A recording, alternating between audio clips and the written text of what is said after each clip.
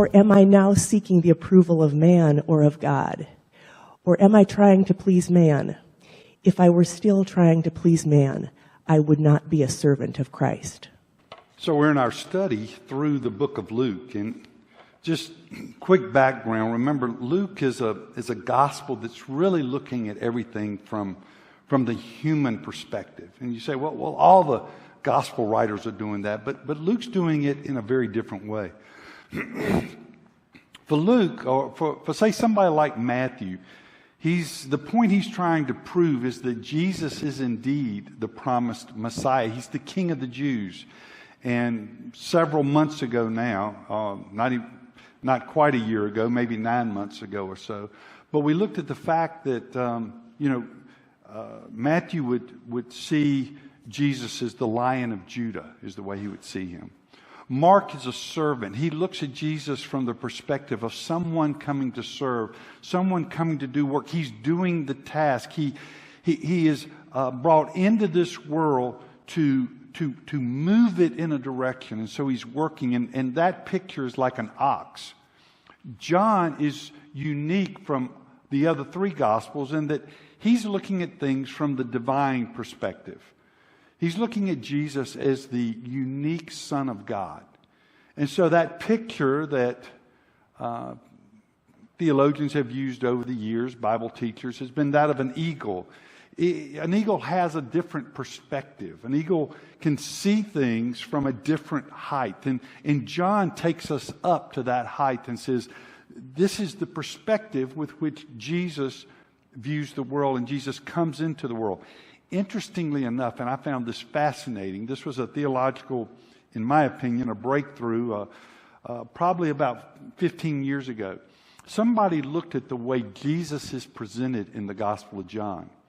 And what they end up finding out or discovering was that as you approach God in the Holy of Holies, as you come from the outside in, from the altar of sacrifice into the Holy of Holies, it's real unique because the way Jesus presents himself to man in the book of John is from the inside out. It's like God is stepping out of the Holy of Holies to present himself to us, with the final act being his sacrifice. It's very interesting the way John lines those things up. But it's a divine perspective. The Gospel of Luke is different than all three of those. The Gospel of Luke is written from the ground up, from a human perspective. The stories he tells, we can identify with. The things that he says, we say, I've been in that exact same situation. And I think, in fact, for many, Luke is like the perfect man. That's the picture theologians have used through the years to portray the way Jesus is presented in the Gospel of Luke. And this morning, I think we're going to be able to identify with that. I've said before, the longer I live, the more I truly believe that everything happened in the 8th grade. Your life comes together in the 8th grade. It's like it comes together in the 8th grade and it goes up from there. I want you to think about the 8th grade lunchroom. What did you do in the 8th grade lunchroom? You went through and you got your food and everything. But then that all-important decision, where will I sit? And you're stuck right there and you're going, where do I sit? Now, one of the best case scenarios is to find an empty table. But the table you're looking for, with all tables, okay, those are the jocks, okay, I could sit over there, but they might make fun of me. These are the intellectuals over here. Those are the straight A students. I could sit over there, but they know I shouldn't be over there. Where do you, and you're looking at yourself, and you're trying to find your pecking order. And when it's all said and done, you're just trying to find somewhere you belong. You're trying to find somewhere you matter. Dare I say, you're trying to find a person or a group of people who will validate you, who will validate your existence, who will validate your presence, who will validate the things that who you are, that, hey, they are glad that God allowed you to be put here on this earth. As human beings, we so desperately want that. We want someone to validate us. We want someone for us to fit in, for us to be in a place where we say, this feels like home. And so this morning, as we look into the text, what we're going to do is we're going to see how oftentimes that desire for validation can end us in a bad place. We can end up putting some things behind and sacrificing some things that are really important. And we're going to cover a lot of ground, and I think you'll see why. When I got into Luke, when I was just getting into it, I thought, we'd be about 3 years in Luke because we're doing these small chunks. But as I'm reading this, there's large swaths of text that's giving a message, and it is speaking to the very core of who we are. And so I've titled this The Validation Fix, because so many of us are looking to be validated, just as we were in the 8th grade. Acne, pimples, and all. We're looking to be validated. We're looking for someone who says we matter, they care for us, and we belong. So let's look in the text. While Jesus was speaking, remember, I guess I should say, right before this, Jesus is talking about the light in your eye, that your eye is the window to the soul. And don't lose this thought, is that as we move toward light, as we move towards truth, the light gets brighter and brighter, and we see more and more. Conversely, as we move away from the light, as we move into darkness, the darkness closes more and more and more. And that's why it's very important that we respond to the light we are given. We respond to the truth we're given. So he's just finished saying that, and now he gets here. While Jesus was speaking, he was speaking all those words we covered last week. A Pharisee asked him to dine with him. A Pharisee asked him, come to my 8th grade table. I'm standing there with the tray, and the Pharisee asked Jesus, he's waving over, we got a seat here. We got a seat here. And so Jesus goes over to that table, that 8th grade table. So we went in and reclined at the table. Sounds good. Jesus goes in, and that's the way they would eat. They would literally recline at the table. They would lay down right there at the table. The Pharisee was astonished. Well, wait a minute, you invited him over here. But the Pharisee is like, whoa, what is going on here? Why? I know I wanted you to come here, but not like that. It's like right this second, the Pharisee's starting to have second thoughts about who he's invited to the table. Because Jesus does something that's really uncool. Now, it's not uncool with the other tables, with the other groups, but it's uncool with this group. The Pharisee was astonished to see that he did not first wash before dinner. And we think, well, Jesus really should wash his hands, COVID and everything, in the bathroom, wash your hands, Not sure I'd want Jesus working in the restaurant I ate in. Because it says employees must wash their hands, Well, that's a good idea for everybody to do. And Jesus, he's astonished. Jesus didn't wash his hands. There's something more to what the Pharisee's saying here. What he's talking about is the custom that the Pharisees would wash their hands. They would take this long time to wash their hands. They would dip down in the water and they would hold up their hands so that the water would drip down through their elbow. And then they would make sure, and it was like a performance to wash their hands. Well, Jesus goes, let's eat. He just goes over there ready to eat. And it's like Jesus knows this. Jesus is not ignorant of their methodology, of their hand washing techniques. He's not ignorant of their customs. And it's almost like Jesus is doing this just to tweak them just a little bit. Just tweak them a little bit. And so they're astonished. And here's what he goes on to say. And the Lord said to him, because he knows what he's thinking. He knows the astonishment. Now the Pharisees cleansed the outside of the cup of the dish, but inside you are full of greed and wickedness. You're so concerned about the outside. 8th grade. 8th grade. You're so concerned about what everybody else thinks. All your energy, all your time, all your effort is put in what other people think. You're so concerned about the outside of the cup. You're so concerned to make the outside real shiny. But if you look inside, it's like, eee. It's like something's been left there for 10 weeks. It's grody. But you don't care about that because nobody sees the inside except you. But all you're concerned about is the outside of the cup, but the inside. And he's giving a picture of human beings. You're so concerned to present yourself as proper and got your act together and a role model. And yet, if others just for a moment could look inside, they would see what's really in your heart. Greed and wickedness. You fools, did not he who made the outside make the inside also? Did not the Creator who made you on the outside, who gave you your looks, who gave you your height, who gave you your stature, the things that you're so concerned about, did He not make the inside also? And then he goes on and he says this, but give as alms those things that are written, and behold, everything is clean for you. But woe to you, Pharisees. And he's going to say woe 3 times to 2 different groups. Oh, and you go like, okay, whoa, I say that to a horse, like stop.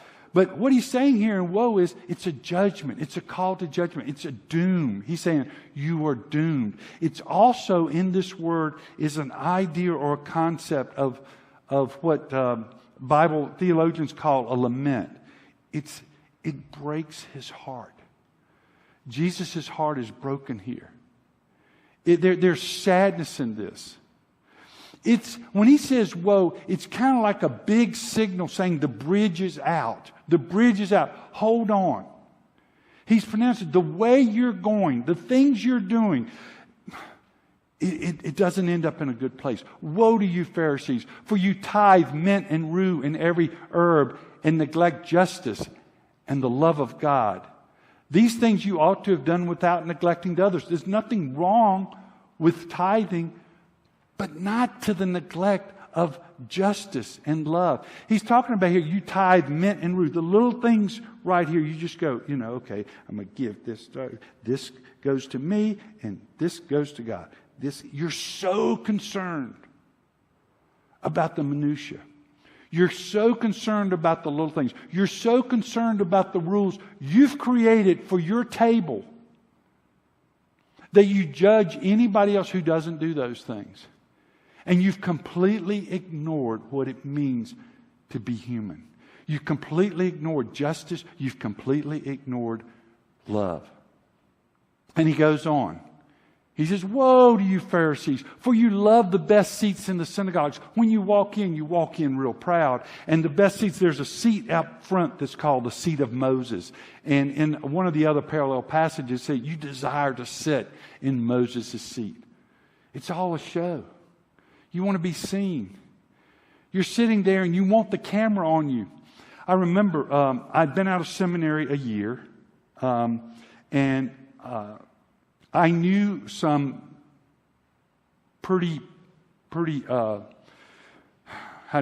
I knew some pretty famous people. I knew some movers and shakers of the denomination I'm in. I knew them. Some of these people I'd played not pickleball, but I'd played racquetball.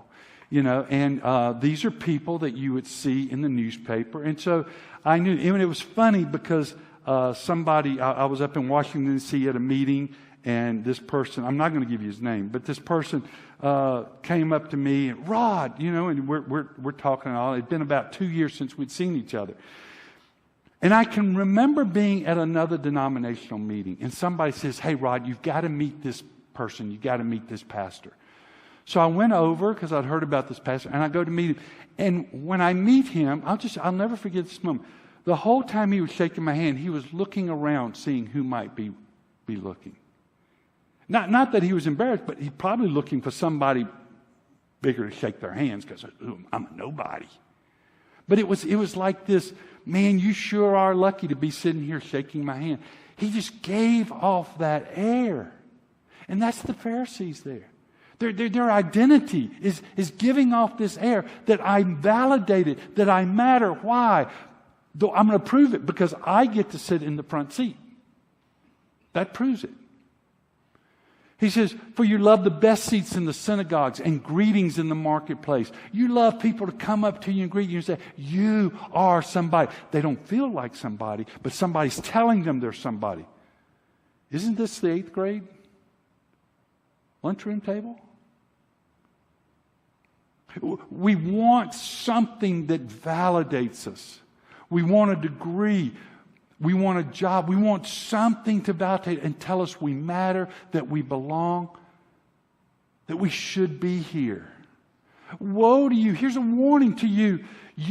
For you are like unmarked graves, and people walk all over them without knowing. You are so dead. You've got nothing to offer. It's so sad, and you don't know it. That's what he's telling the religious people. These are people that put into practice the religious stuff. These are people that you look to and you say, well, I can't do it right, but look at them. They do it right. They are the models in your mind of what true religious people should be, and they are dead. And they won't admit that. Then he goes on and he says, one of the lawyers, one of the scribes. The scribes were responsible for knowing the law. They were like the university professors. They were responsible for knowing what was in the Word. They're called lawyers. They know the law. They made it, that was what they did all the time. The Pharisees, on the other hand, they were people that put this into practice. They're the ones that's organized. They didn't spend so much time in the study. They did study, but they spent more time orchestrating, and they spent more time moving things, as it were. One of the lawyers answered him, "Teacher, in saying these things, you insult us too. You're calling down doom and judgment. You're calling out a warning. You are crying out, but your barbs, your attacks aren't just hitting the Pharisees. They hit us too. By implications, we're part of this." And he said, he turns around. He loads up on them too. Woe to you lawyers also. You want a piece of this? Woe to you also. For you load people with burdens hard to bear, and you yourselves do not touch the burdens with one of your fingers. This idea of loading, it was used to load ships when a mercantile would load a ship, or someone selling their goods would load the ships down as much as they could get on there. It was also used to load animals. You think of a beast of burden, and that's exactly what these lawyers did. They loaded people down. It's never enough. Can you carry that? Can you carry that? And, okay, it looks like you can carry just a little bit more. Just a little bit more. And they load them down. He says, you're here to tell people how bad they are, how hard it is, and if they even can breathe, you say, oh, you got room for more. Because for you, it's all about beating people down, beating people down, beating people. Because in your mind, if you beat them down, you raise yourself up. These are religious people. These are religious people. They place themselves, I'm here as God's spokesman. And this is the way they treat people. They're treating the people of Israel this way. And so you don't lift even one of your fingers to help ease their burdens. The way they look at the Bible, they open up the Old Testament, the left side of the book, and they say, it's all about a big finger pointer. That God, look at their concept of God. God's there to point his finger and to tell you how bad you are, how crummy you are. Just, you're never enough, you'll never be enough. But at the whole time they're saying that, I'm enough. They're saying they're enough. And that's the God that they're portraying. He goes on and he says this, woe to you, a cry of doom, a warning of sadness.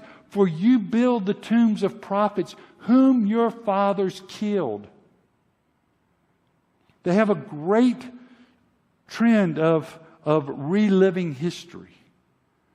They look back, and the very prophets they honor, their fathers who had the same mentality are the ones that put them in that tomb. He says, isn't any of this connecting? So you are witnesses and you consent to the deeds of your fathers. You're going along with the deeds of your fathers. For they killed them and you build their tombs. You build their tombs.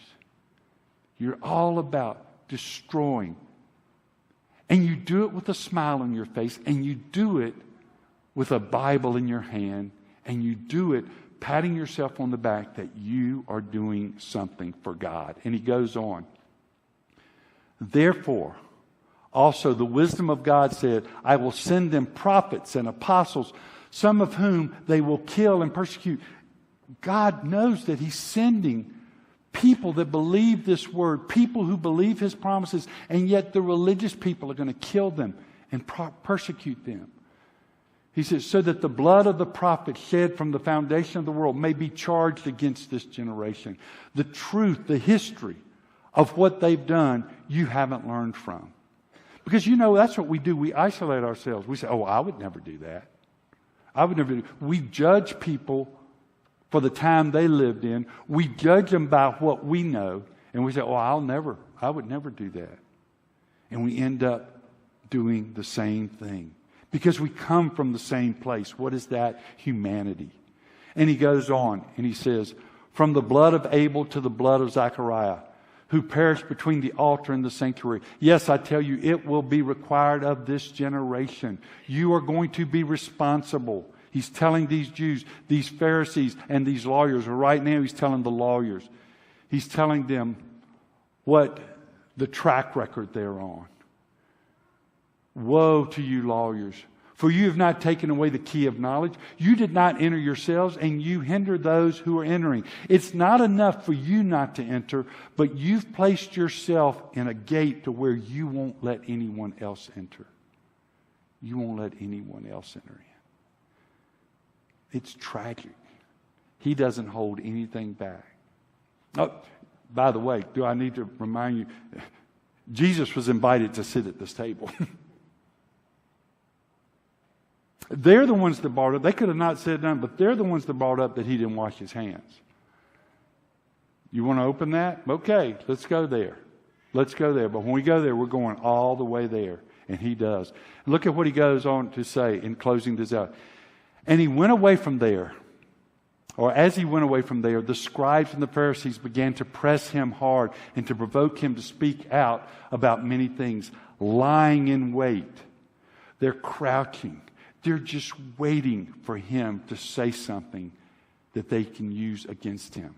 Lying in wait to catch him in something that he might say. Everything that comes out of his mouth, they're going to use. Every single thing. And then he goes and he turns to his disciples. Look what he says in chapter 12. And I think these go together, by the way. In the meantime, when so many thousands of people now are gathered together that they were trampling one another. The idea about trampling has the idea of stepping on something and not caring about it whatsoever.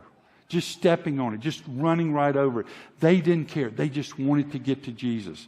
They were trampling on one another. He began to say to his disciples first. Now, we're going to unline disciples, and then he's going to use the term friend. He's going to use the term. Remember, John is the book that we have that tells us how we can know God by believing him for his gift of life.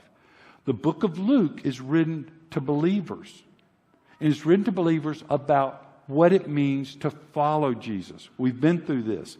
But this is very important about what we're getting ready to read here.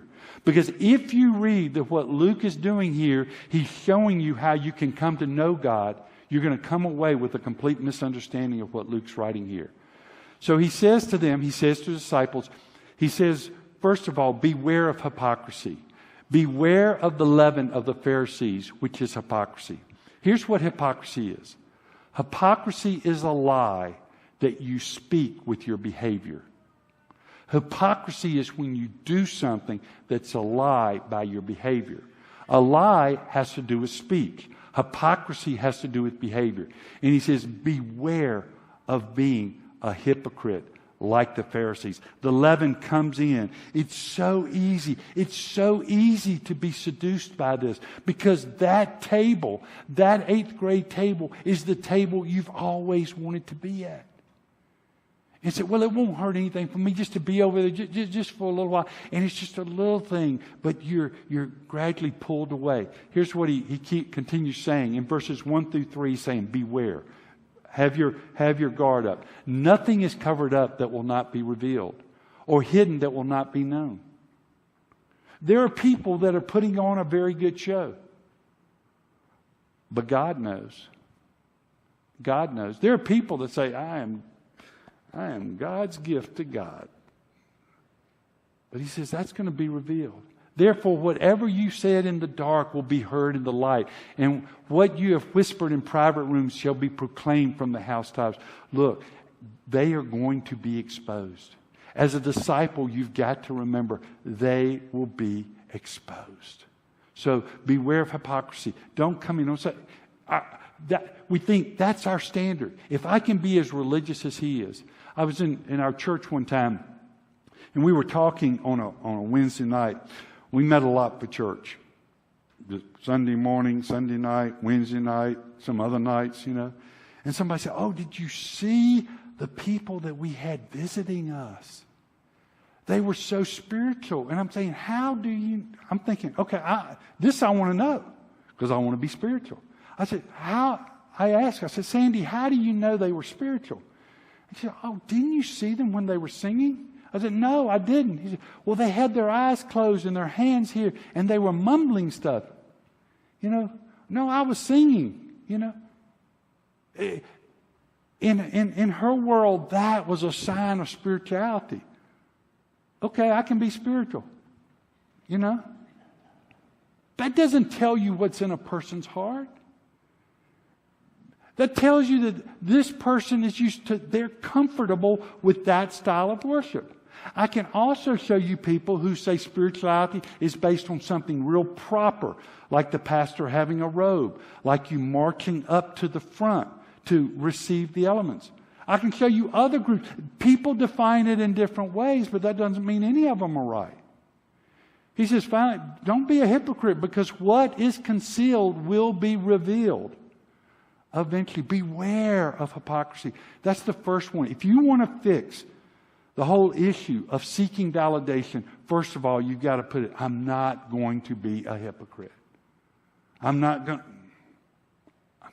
just going to be me. I'm going to be me.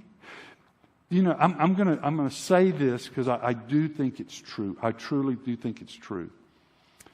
One of the biggest blessings in my life, and I said this a couple of weeks ago, is my kids. My kids. And the reason I say that, it's a shame, it's a tragedy that a pastor's children should stand out, because 90% of the times they stand out in a negative way. And I think the reason why is because most churches put so much pressure on the pastor for them to act a certain way. I'm at the celebration, the Tennessee Walking Horse celebration. The year is 1983 or 84. 1984. I'm at the Tennessee World Champion, and I'm sitting with my uncle and some other people. And one of the gentlemen he has with him is a man who is on a pulpit committee. Now, I know this sounds crazy, but I'd never talked to anybody who'd been on a pulpit committee. This past week when I played golf, a gentleman told me he was a middle school principal. We were playing golf in the same foursome. And when I told him I'm a pastor, whenever I say that, because they ask what I do, I don't volunteer that, but they always want to give up their career. Well, I was on a pulpit committee. You know, and he told me he was on a pulpit committee, and he had been on a pulpit committee for 2.5 years. 2.5 years. So I'm meeting this gentleman, and we're talking, and between the events, I asked him, I said, hey, you know, I might be going into the pastorate. Wouldn't it be helpful? This is what Rod's thinking to himself. To know what's on a pulpit committee. To know what do people want to know what's on a pulpit committee. And I asked him, I said, Mr. W, that's what I'll call him, what kind of questions do you ask? It's nice to know what's on the test. I mean, if you can study for the exam before it actually takes place, or if you can know the answers. He said, well, we want to know, how often he mows his grass. We want to know, I was still on the grass thing, and he was saying, we want to know if he's going to be a model to our community. We want to know if he's going to be an upstanding citizen. We want to know. I said, well, what do you ask him about theology? He said, theology? We don't ask him anything about theology. And so what you end up having is the pressure for these pastors to be in the pulpit and say, and people out in the pew say, hey, I can't do it. But that man in the pulpit, he can live for Jesus. You look at him. You look at him. The problem is he's got a home to go home to. And he's got kids. And the kids, they see a different side of him. And they say, yeah, Dad's one way in the pulpit and he's another way at home. I ain't too sure about that. It's the hypocrisy. And it's this game that the church plays with the leaders. The fact of the matter, Jesus just wants us to beware of hypocrisy is the first thing he says. Then he says, fear God. Know who to fear. Look at what he says in verse 4. If you want to fix your validation, beware of being a hypocrite. Secondly, fear God. I tell you, my friends, he's talking to believers here. He's talking to those who are following him. Do not fear those who can kill the body, and after that have nothing more that they can do. But I will warn you whom to fear. Fear him who, after he is killed, has authority to cast you into hell. This is the only time he really uses this term hell in the book of Luke. You know why? Because the people he's writing to aren't going there. They're disciples. God has the authority. The people at that table don't have the authority. And he says, you're so worried about what the people at that table think, and it doesn't matter. They don't have any authority. They can fire you from your job. They can blackball you. They can not welcome you into their club. But they've got no authority beyond that. He says, yes, I tell you, fear him. And then he's going to go, fear God, fear God. Oh, I'm going to be afraid of God. But listen why you can do this. Here's what he says in verse 6. Are not 5 sparrows sold for 2 measly pennies? And not one of them is forgotten before God. Why, even the hairs of your head are all numbered. Fear not, for you are more valuable than sparrows. Why would you live your life to be validated by people who don't like you, people who celebrate when something bad happens to you, when you could fear a God who loves you deeply? You could fear a God who sees you as valuable, not for what you can bring to the table to help them, but because you were created in his image, because he sent his son for you. That's why he's telling them to fear God. You got to have your right priorities here. And then thirdly, he says, confess Christ. Confess means to say the same thing about Jesus that is. To confess that reality. Here's what he says. And this is where we get kind of squirrely for some people. And I tell you, everyone who acknowledges me or confesses me before men, the Son of Man will also acknowledge before the angels of God. But the one who denies me before men will be denied before the angels of God. And everyone who speaks a word against the Son of Man will be forgiven. But the one who blasphemes against the Holy Spirit will not be forgiven. First thing. People have asked me in the past, this is an age-old question that comes up. Pastor, I'm concerned that I've committed blasphemy. By asking the question, you haven't. By asking the question, you have not committed blasphemy because you're concerned. What he's talking about when he says speaks a word, it means making a temporal judgment. A temporal judgment about who Jesus is. Who is this Son of Man? I'm trying to determine who was he. Was he Messiah? Was he a prophet? Was he the Son of Man? Was he It's to say the correct thing about Jesus.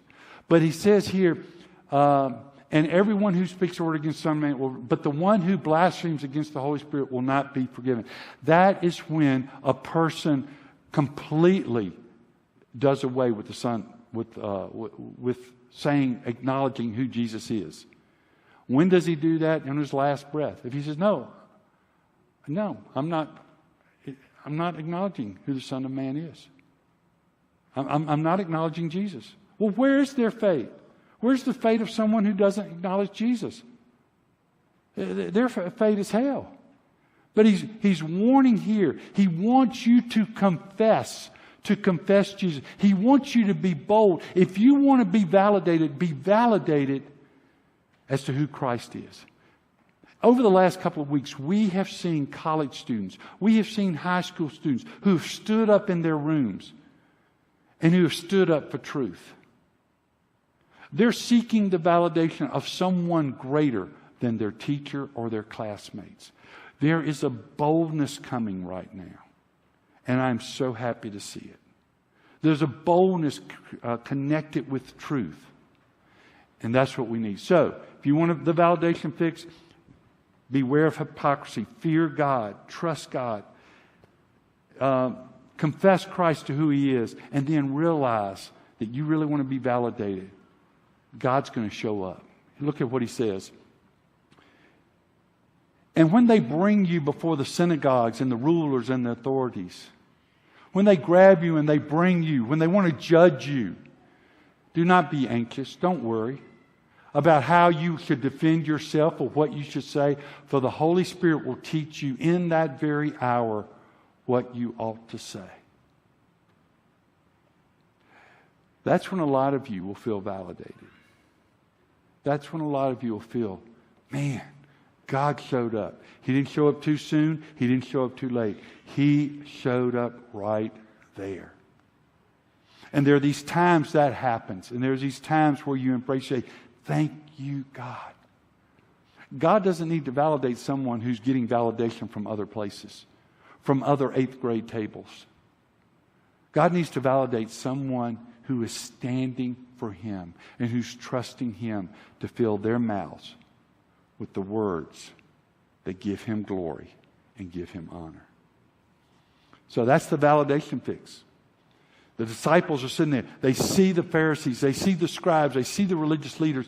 And they're thinking, I want to be like that. I want to be like... And Jesus is saying, no. All those people have earned is a warning, is judgment. No. He says, you don't be a hypocrite like them. You fear God. You confess Christ. And you realize that Christ is going to show up when you need Him. He's building you. He's building those strong muscles. And that's the validation fix. Let's pray. Father, thank you. Thank you for your word that speaks to us. And right now, some of us are thinking about that 8th grade table. God, when we look back at the 8th grade, there are so many people at that time we wanted to impress that right now we've forgotten their names. We don't even know who they are. And yet we wanted them to speak a word, or we wanted to belong with them. We wanted to feel like we mattered because of what they thought of us. Completely disregarding what you think of us. God, I pray that the picture that we see of you is one who loves us, who's gone to the ends of the earth for us, who walked Calvary's hill for us, and a person who would love us so much deserves a life that should reflect your goodness and your grace. Father, help us lean into your provisions. Help us lean into your promises as we live this life. For it's in Christ's name I pray. Amen.